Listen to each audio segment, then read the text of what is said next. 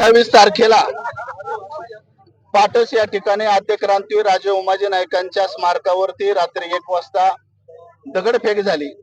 काही विकृत लोकांनी त्या ठिकाणी दगडफेक केली, बोर्ड फोडले, संघटनेचे बोर्ड फोडले आणि त्यानंतर यवत पोलीस स्टेशन आणि पाटस पोलीस स्टेशनला आपल्या जय मल्हार क्रांती संघटनेने त्या ठिकाणी अर्ज दिले आणि 8 दिवस उलटून गेले तरी सुद्धा आरोपी त्या ठिकाणी पकडले नाही। आपण आव्हान केल्याप्रमाणे आज रस्ता रोको या ठिकाणी आपण जो सोलापूर हायवे आहे, हा सोलापूर हायवे यावरती आज आपण आंदोलन केलं आणि आपलं आंदोलन आज खऱ्या अर्थानं सक्सेस झालं त्या ठिकाणी।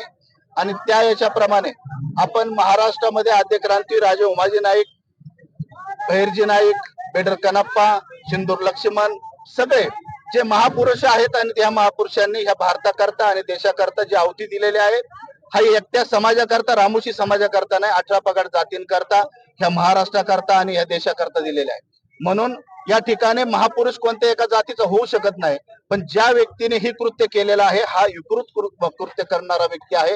ह्याही कोणत्या जातीचा त्या ठिकाणी आपण संबंध लावण्यात काय अर्थ नाही।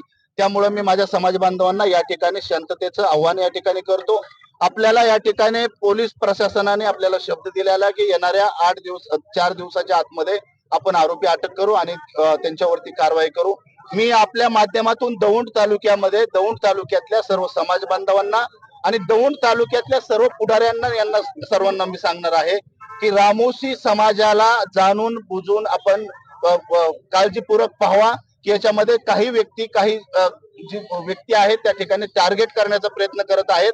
इथून पुढच्या काळामध्ये जर ह्या गोष्टी अशा जर झाल्या आणि अशा पद्धतीने जर ही झालं तर रामोशी समाजाला भांडणं, तंडणं, कुऱ्हाडी, तलवारी आमच्या 5वीला पुजलेल्या आहेत।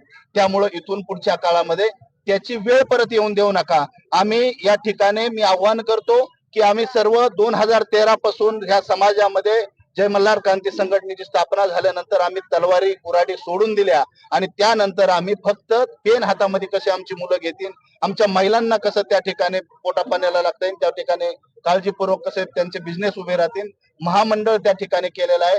त्या महाराष्ट्रातल्या मुख्यमंत्री आमच्या समाजाच्या पाठीमागे आहे। त्यामुळे आम्ही सर्वजण शांत आहेत, सरकारची काळजी आम्ही घेत आहे, त्यामुळे आम्ही शांत आहे। मी परत एकदा आपल्या माध्यमातून सर्वांना आव्हान करतो, पोलीस खात्यानं जर तुम्हाला 2 दिवसामध्ये तुम्हाला आरोपी नाही दिले ताब्यात तर पुढे काय करणार?